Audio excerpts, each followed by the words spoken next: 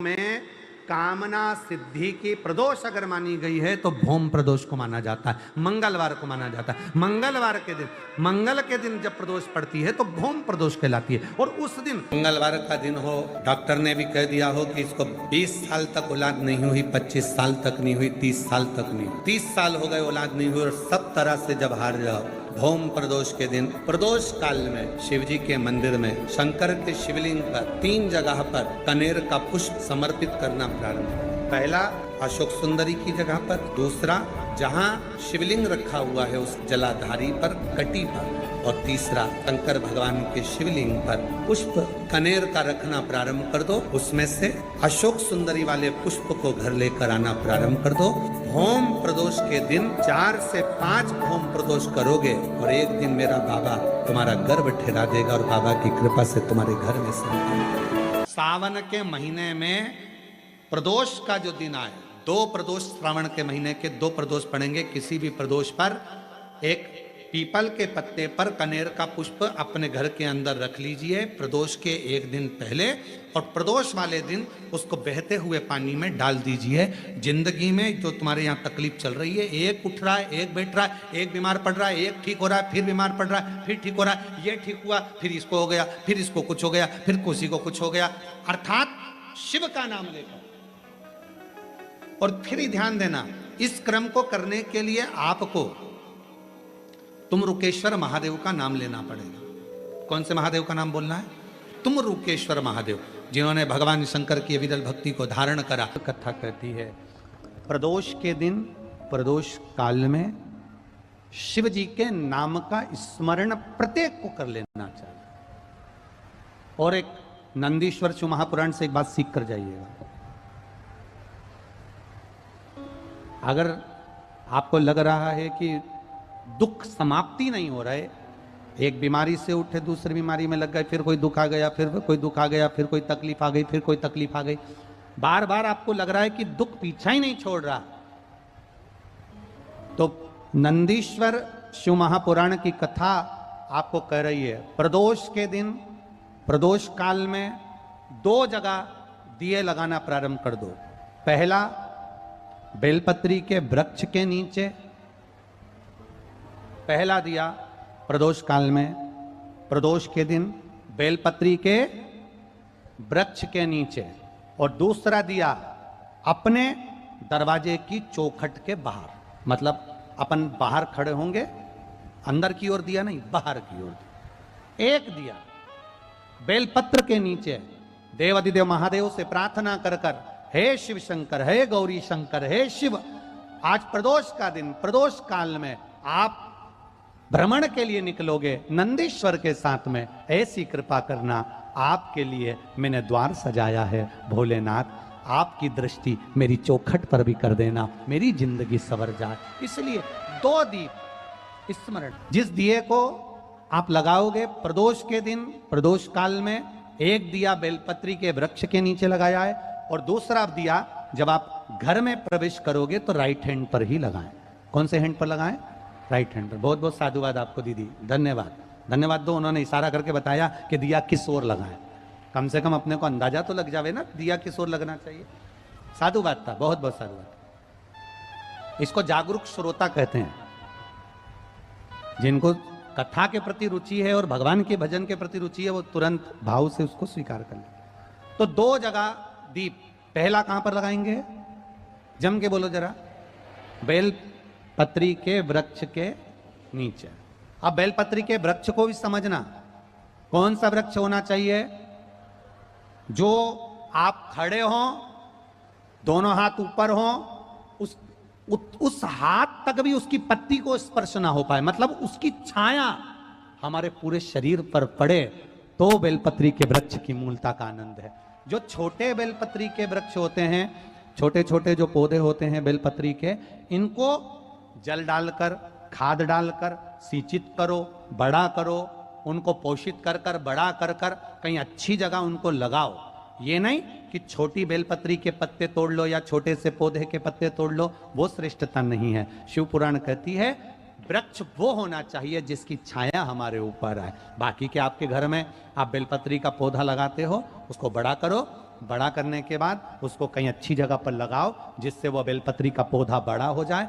बड़ा हो जाएगा, हम हैं नहीं हैं, कम से कम वो पौधा रहेगा, वृक्ष बनेगा। वृक्ष बनेगा तो उसकी पत्तियां टूटकर महादेव पर चढ़ेगी तो हमारा कल्याण अपने आप हो जाएगा।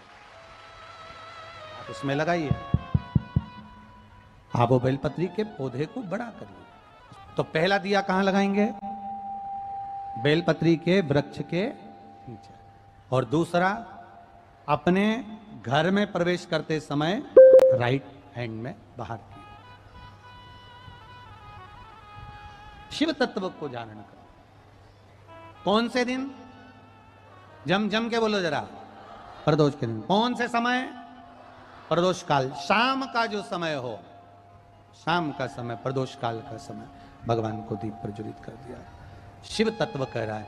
नंदी ने शंकर भगवान से कहा, आपने वचन दिया था मेरे को, मुझे वचन दिया था भोलेनाथ कि प्रदोष के दिन, प्रदोष काल में नंदी तू मुझे जहां ले जाकर खड़ा कर देगा, उसके आसपास में जहां मेरी दृष्टि पड़ेगी, वो जो मांगेगा महादेव उसकी झोली खुशियों से भर देगा। जिस लड़का लड़की का विवाह 30 साल का हो गया, 35 साल के हो गए, लड़का लड़की 40 साल के हो गए, 35 साल के हो गए, और उनका अगर विवाह नहीं हुआ है, बहुत रिश्ते आए चले गए, संबंध आए चले गए, या जो बेटा बेटी चाहते हैं कि हम अच्छा पढ़कर एक नौकरी सरकारी प्राप्त कर लें, कोई ऐसा अच्छा जॉब हमारी किस्मत में मिल जाए, उन बेटा बेटियों से निवेदन करूंगा, यदि आप चाहते हो तो एक प्रयास जरूर करो, एक प्रयास अपनी जिंदगी में जरूर करो।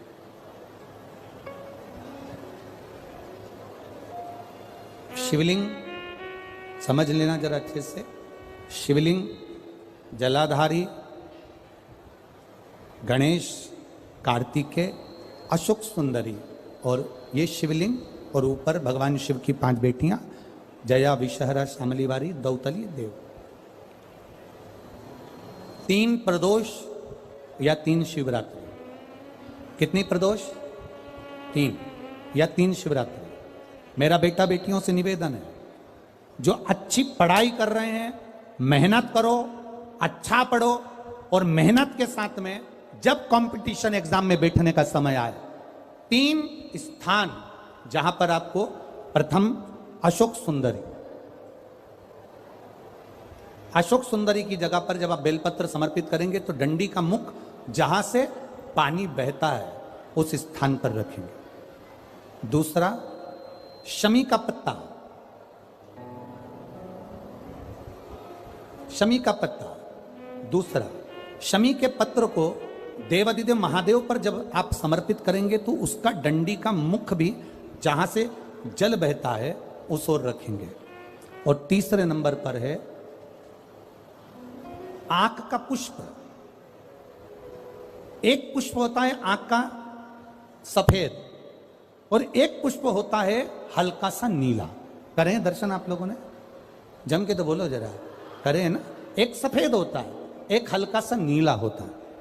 सफेद आंख का जो पुष्प होता है वो केवल देवादिदेव महादेव का एक स्वरूप होता है, और हल्का सा जिसमें गुलाबीपन, नीलापन होता है वो शिव, पार्वती, गणेश, कार्तिकेय, अशोक सुंदरी, जया, विषहरा, सामरीवारी, दौतली, देव और शिव जी के जितने गण हैं उन सबका प्रतीक होता है। तो तीसरे नंबर का जो आंख का गुलाबी कलर या हल्का नीला सा जो पुष्प होता है, उस 5 पुष्प का गुच्छ मां जगत जननी का जो स्थान है जलाधारी, जहां अगर आप इधर बैठे हो तो उसकी विपरीत दिशा, इधर बैठे हो तो उसकी विपरीत दिशा, इधर बैठे हो तो उसकी विपरीत दिशा, विपरीत दिशा में उस पुष्प को समर्पित करना है। अच्छी पढ़ाई करो, अच्छी मेहनत करो, और मेहनत के साथ में जब कंपटीशन एग्जाम के लिए जा रहे हो उस जगह पर, सीए की पढ़ाई भी कर रहे हो, चाहे किसी भी पढ़ाई में लगे हो, मेहनत के साथ में बाबा देवादिदेव महादेव को 3 प्रदोष या 3 शिवरात्रि आप दिल से बाबा को समर्पित कर कर, बाबा से प्रार्थना कर कर अशोक सुंदरी पर चढ़ाई हुई बेलपत्र को वापिस लेकर आइए। जिस विद्या स्थल पर आप पढ़ाई करते हो, जिस कमरे में आप रहते हो, वहां उस बेलपत्र को तीनों प्रदोष की या तीनों शिवरात्रि की बेलपत्र रखी है। जिस समय बाबा आपकी नौकरी लगा दे, ये तीनों बेलपत्र एक साथ किसी भी प्रदोष पर शिव जी को समर्पित करिए। ये शिव तत्व है। आप मेहनत करें, खूब मेहनत करें। कंपटीशन एग्जाम के लिए जितनी कोचिंग कर सकते करो, मेहनत करना उतना करो, जितना करते उससे 4 गुना ज्यादा करो। और उसके साथ में देवाधिदेव महादेव से प्रार्थना। अब जिनका मंगल विवाह नहीं हो रहा, 30 साल हो गए, 35 साल हो गए, 40 साल हो गए, उनके लिए भी वर्णन आता है।